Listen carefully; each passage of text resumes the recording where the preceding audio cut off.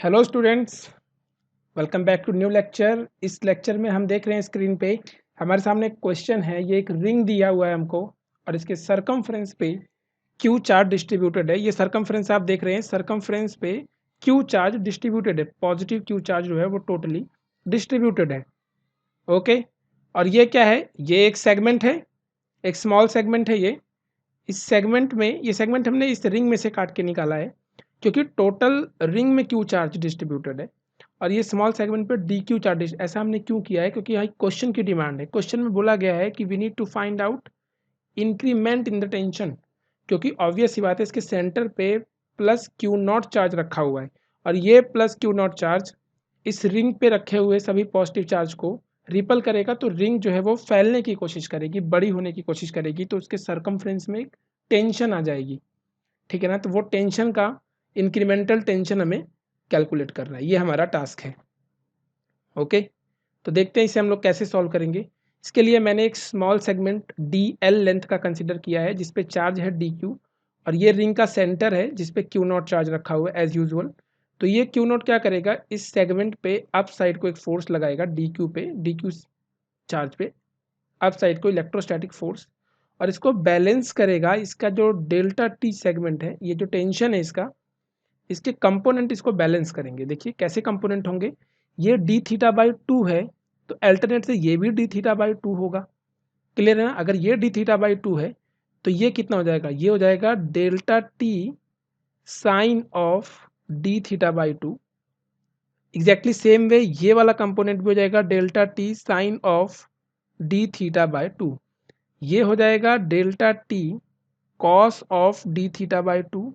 Same way में ये हो जाएगा delta T cos of D theta by two. आप देखेंगे कि ये वाला सेगमेंट और ये वाला, ये दोनों कंपोनेंट एक दूसरे को कैंसिल आउट कर देंगे क्योंकि दोनों सेम मैग्नीट्यूड के फोर्स हैं और अपोजिट डायरेक्शन में है।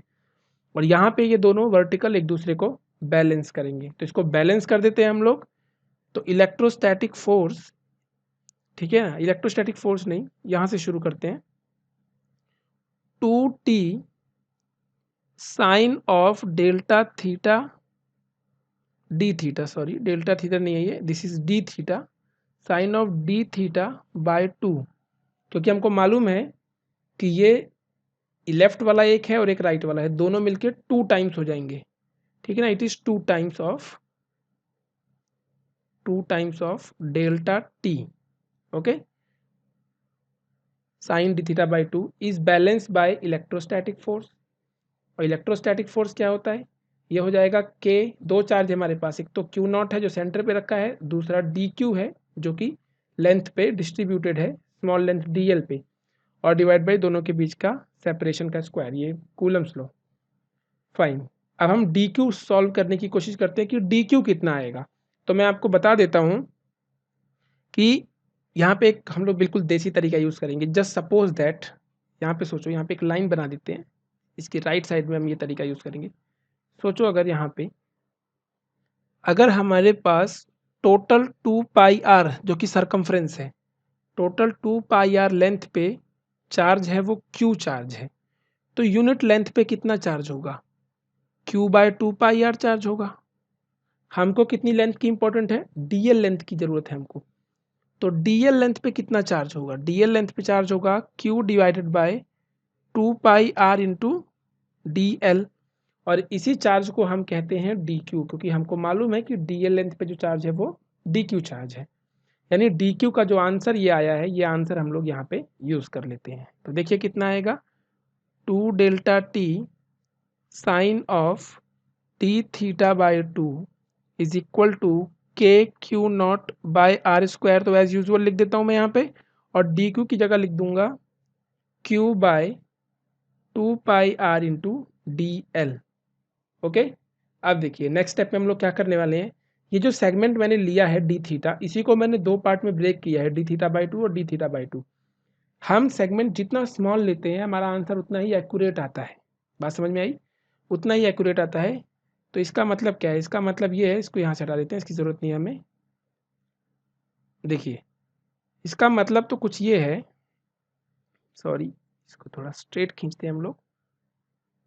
इसका मतलब क्या है? इसका मतलब ये है कि साइन थीटा जितना स्मॉल होगा, सोचो सोचो साइन 0 0 होता है क्योंकि 0 बहुत स्मॉल एंगल है, तो हम यहाँ लिखेंगे if d theta is very small, अगर ये बहुत स्मॉल है तो sine d theta is approximately equal to d theta.